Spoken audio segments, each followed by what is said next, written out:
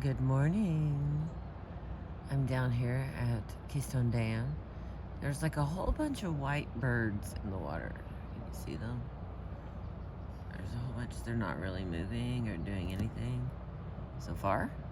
So what I've done is positioned us here, and as that light, the sunlight comes up, we will be able to see all the pretty birds a little bit more. So I continue today with our Rage to Survive, the Etta James, by Etta James and David Ritz.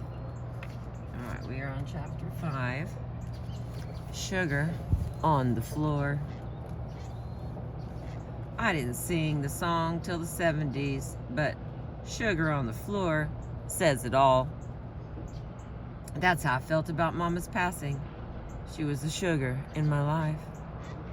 Now the sweet influence that had kept me happy was swept away. Sitting there in the bus station watching Dorothy make frantic collect calls on the payphone, I felt like shit. Sugar on the floor. Seemed like my life had spilled out of a jar. Homeless, scattered, looking up into the Fresno night, wondering how the hell Dorothy was going to get us out of this one. "Everything's taken care of," she said, banging down the phone. "Your Uncle Frank is coming to get us." My Uncle Frank? Well, at least that was good news. I liked Uncle Frank. The few times he came to visit in LA, he seemed like a good guy. Hard-working, longshoreman, always with a steady gig. Plus, he saved money. Dorothy and Cozy talked about Frank like he was the take-care-of-business brother. The man was reliable. A few hours later, he showed up in his car and whisked us up to San Francisco. We dropped Dorothy off in the Fillmore district, which looked like a hellhole to me. LA was a vine-covered cottage compared to these slums. After the sunny skies of Southern California, the Bay Area looked seedy and sad. The fog-covered sky, the bums on the street. Maybe it was my mood or just the neighborhood where Dorothy lived, but my first impression was grime and crime.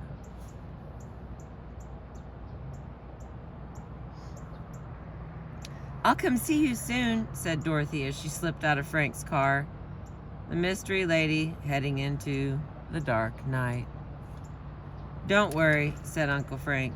"You'll be fine with me and Aunt Mary."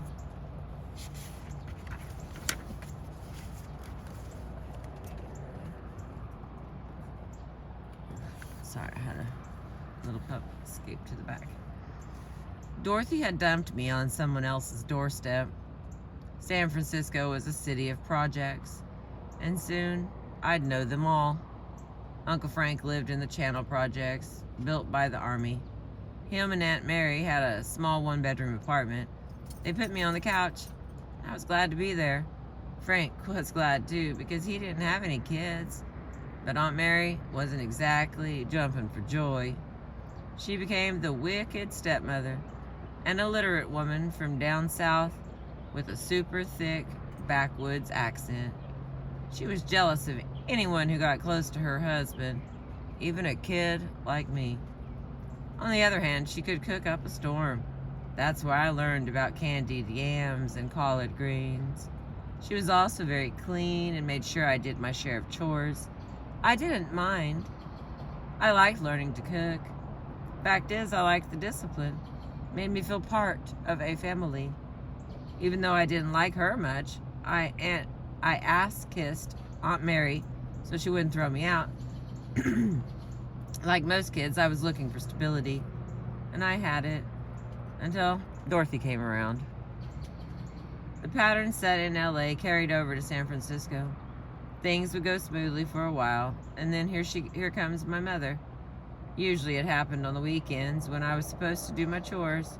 Mop the kitchen floor, do laundry, change the sheets. I liked that work. Well, Dorothy would show up and tell Aunt Mary that I couldn't possibly do no chores because she was taking me out of there for a few days. Mary would get pissed at Dorothy and at me. She'd say I was trying to dodge my responsibilities when I wasn't. Dorothy would start cussing her, things would get ugly, and before you knew it, Aunt Mary was screaming about how I didn't need to bother to come back. It took Uncle Frank to smooth her feathers. There were long periods when even he couldn't handle his wife, which meant that, off and on, I did wound up living with Dorothy. I can't remember a moment in my mother's life when she experienced peace of mind. She was always in turmoil, in motion, moving in and out of flea bags. One of the places where she lived longest, a 2-room dump, was at Folsom and 7th, white trash, Skid Row. The streets were filled with derelicts. Dorothy Hawkins was the only black woman who would have lived in a neighborhood like this. Her apartment was roach-infested. Making matters worse, she was a slob, her dresses and drawers hanging off lamps, the bedroom mirror caked and smeared over with makeup. To get to the bathroom, I'd have to walk to the end of the hall, passing by old geezers sitting in their doorway, eating sour-smelling soup off of hot plates, the men winking and reaching out to feel me. Dorothy never kept much food, and when I stayed with her, I learned to make butter and sugar sandwiches with the heel of the bread. As before, she'd disappear without warning. I'd hear things on the street like, "Your mother works at the Club Ebanon. She's a barmaid up there. She works with some magic man." When I'd ask Dorothy, though, she'd give me some runaround reply I didn't believe. For a while, she was working at Marie's dress shop on Market Street as a window trimmer. Actually, window trimming was something Dorothy did well. She had the eye of a designer, but she never developed the skill and didn't keep the job for long. Oh, wow, they're starting to move.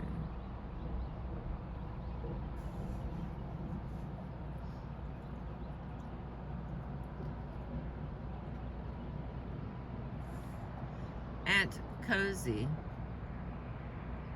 on the other hand, was a cold-blooded professional. I liked going to her place in San Francisco because she was a straight talker, and even more, I'd get to snoop around. By now, I knew exactly what she was up to. She'd give me an extra change to wash her dishes, empty the trash, or sweep the floor. She had this little room where she'd entertain these merchant seamen. I'd see them slip their $5 and $10 bills under the door. Cozy always had a nice car. She kept herself together. Eventually, Uncle James wasn't slick enough to keep up with her. See, Cozy liked the Bay Area because of the steady supply of customers sailing into port.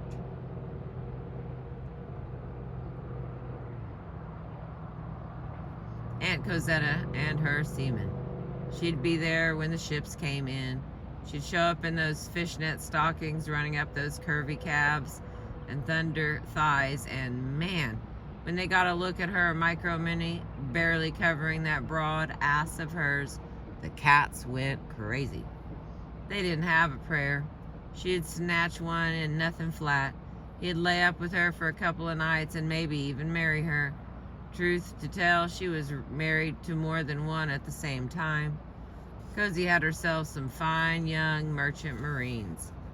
She'd be getting checks from all over the world. Aunt Cozy was some operator. My Uncle Frank tried his best to give me a home life, but between Dorothy and Mary, there was only so much he could do. Besides, I was growing more difficult by the day. I was full of resentments. Take singing, for example. At school, I didn't want to sing. I didn't want to do most anything at school. But being in the Glee Club was mandatory.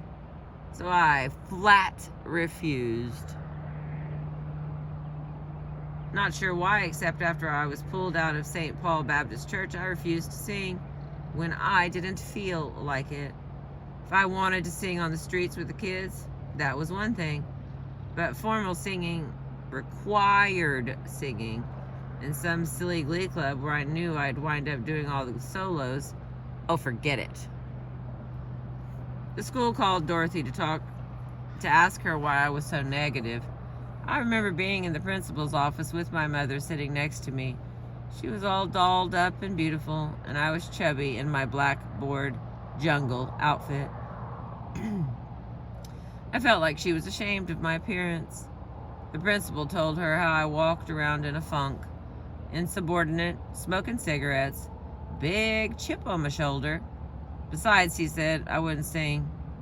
The reason this child won't sing, my mother said, is because she can sing. Dorothy blew the whistle on me, so I wound up singing in the lousy glee club after all. Just like I had suspected, they gave me all of the solos.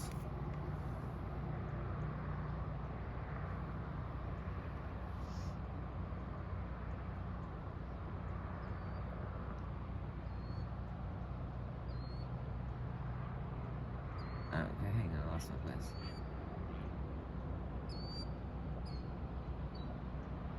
They were very jivey, and I sang them half-heartedly.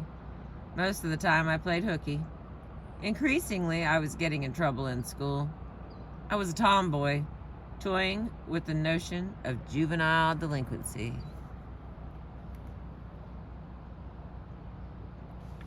I wound up in a couple of gangs, one in the Fillmore, where my mother lived, and one in the projects by Uncle Frank. We wore baggy jeans, just like today, with the legs dragging on the ground. A white shirt was also part of our uniform, an oversized man's shirt worn tail out to cover your ass. Then you had your white socks rolled all the way down below your ankles and beat up tennis shoes. I let my hair grow long and put it in a ponytail. I thought I was bad. I guess I was the classic case of a kid who, lacking a real family, was looking for a family feeling in gangs.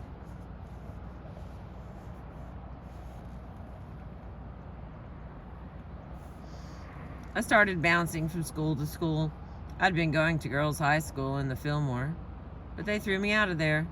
I was a wise guy and a clown, always cutting up, never minding no one. So they put me in continuation school, which is your last stop before they kick your ass out of the system altogether. This was when Dorothy had moved into a rooming house in the Fillmore owned by Reverend Wilson, a gay preacher. I liked the man.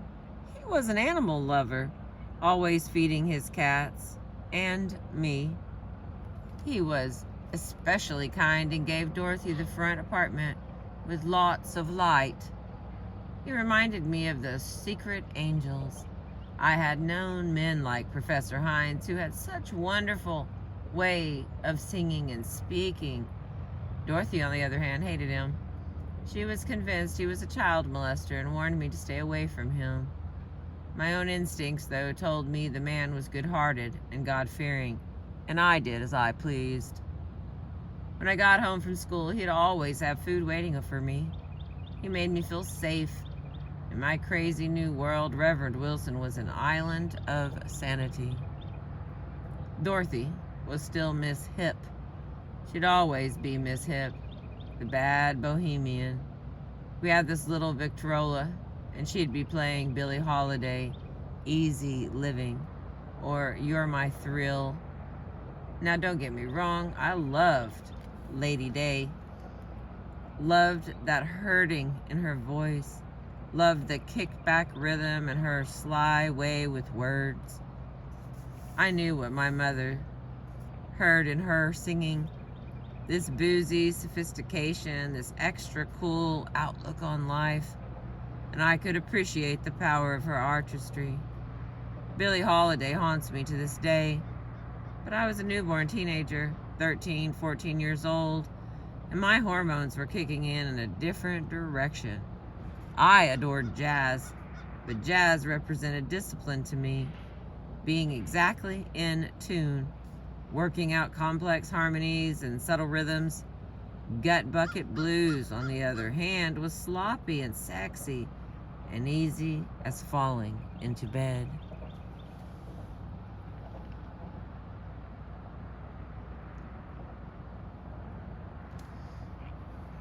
Me and my girlfriend would steal costume jewelry from J.J. Newberry's, sell it to the corner candy store owner, and buy blues records.